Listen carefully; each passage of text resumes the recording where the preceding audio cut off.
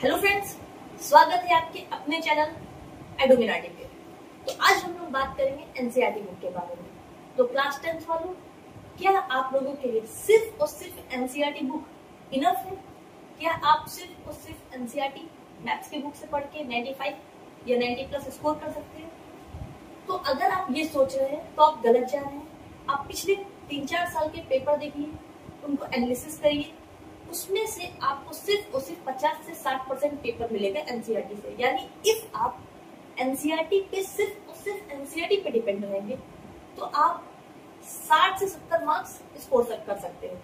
Maximum 65 कह सकते हैं आप। 65 एक बॉर्डर लाइन बना लीजिए। अगर आप एनसीईआरटी से सिर्फ और सिर्फ पढ़ रहे हैं तो 60 से 65 तक स्कोर कर सकते हैं, क्योंकि जो 40 से 50% का पेपर है उनका लॉजिक ही अलग है, उनकी जो लैंग्वेज है वो थोड़ी सी डिफरेंट है।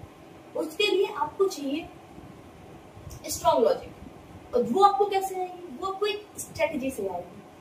तो एनसीईआरटी, ये नहीं मैं बता रही हूँ कि एनसीईआरटी इंपॉर्टेंट नहीं है। एनसीईआरटी आपके लिए बहुत इंपॉर्टेंट है, क्योंकि जो बेसिक है, जो कॉन्सेप्ट है, वो आपका एनसीईआरटी से ही क्लियर होगा। तो आपको पहले एनसीईआरटी बुक को एक अच्छे से पढ़ना है, फिर आपको कोई एक रेफरेंस बुक लेनी है। आर.डी. शर्मा ले सकते हैं आप। आर.डी. शर्मा बहुत अच्छी बुक है, हमारे टाइम से आ रही है।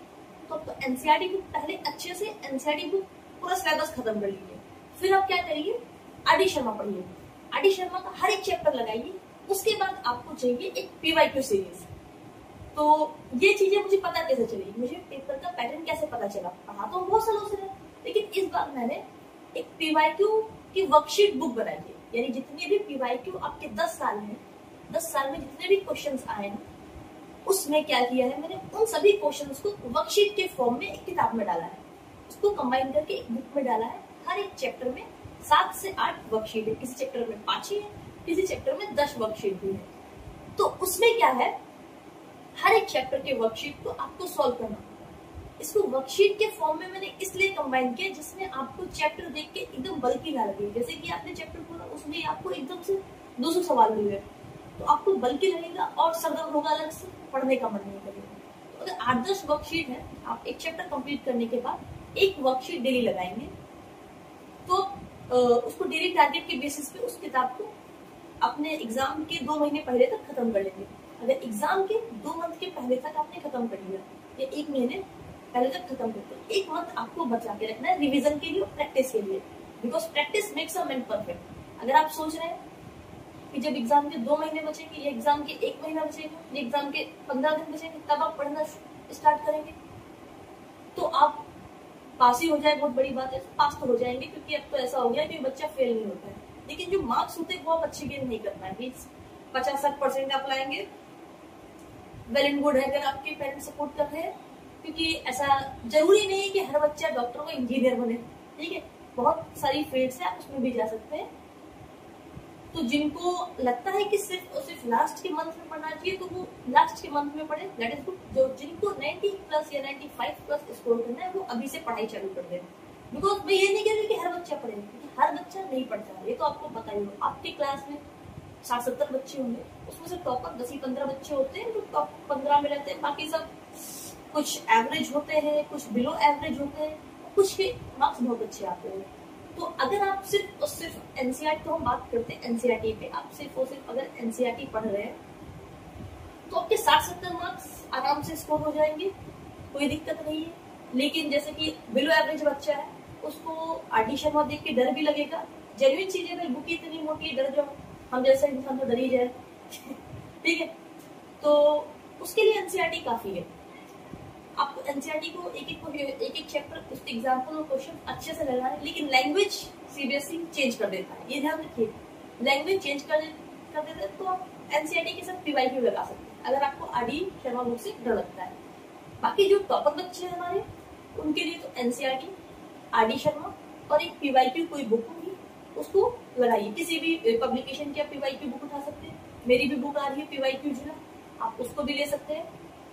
और अगर अच्छा सपोर्ट रहा तो मैं साइंस और सोशल साइंस, उसकी भी पीवाईक्यू के जितने भी क्वेश्चन होंगे वर्कशीट के फॉर्म में कंबाइन करके लाएंगे।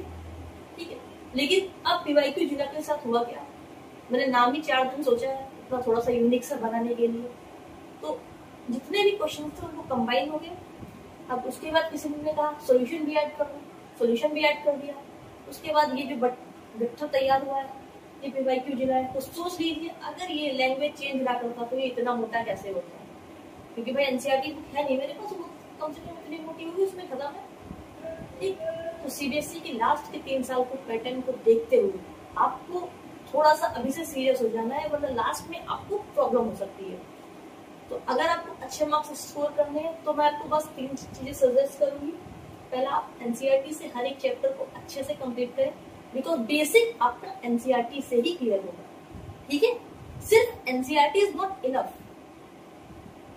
Only NCERT is not enough, but NCERT is very important for you to clear the basic.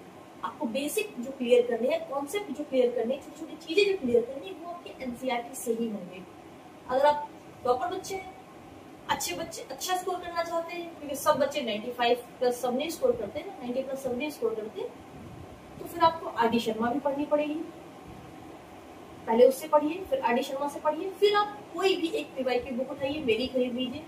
ठीक है, उसमें से पीवाईक्यू बुक से हर एक वर्कशीट लगाइए अच्छे से, इससे आप आराम से 95 प्लस स्कोर कर सकते हैं। ठीक है, तो इसी के साथ मैं आपको अपनी बुक का नाम बता दूं। मेरी बुक का नाम है पीवाईक्यू जिला क्लास 10 सीबीएसई मैथ्स, जिससे आपको हर एक क्वेश्चंस मिलेंगे आपको एग्जाम में।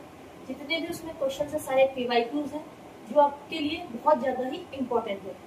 तो अगर आप अपनी एग्जाम्स में मार्क्स को बूस्ट करना चाहते हैं तो आप हमारी बुक से क्वेश्चंस लगा सकते हैं। आप किसी भी क्वेश्चन बुक से क्वेश्चन लगाएं, क्योंकि प्रीवियस ईयर क्वेश्चन जो होते हैं उसमें कोई चेंज नहीं होता है, तो आप किसी भी बुक से लगाएं, लेकिन प्रीवियस ईयर आपके लिए उतने ही इम्पोर्टेंट होते हैं जितना बेसिक पढ़ेंगे। अगर आपको मार्क्स स्कोर करना है अच्छे, तो प्रीवियस ईयर तो आपको लगाने ही पड़ेंगे, आप कहीं भी जाइए, ये तो जेन्युइन सी बात है।